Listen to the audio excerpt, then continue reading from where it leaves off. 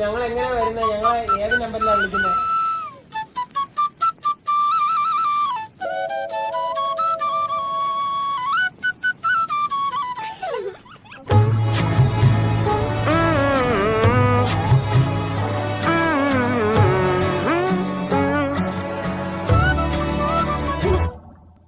എന്തിനി വേഗം ഇത്തിരി നേരം പറ്റി പേടിച്ചു ഞാൻ നിന്നുടെ മൃദുല പ്രതലം അധികം മധുരം അതിമനോഹരം.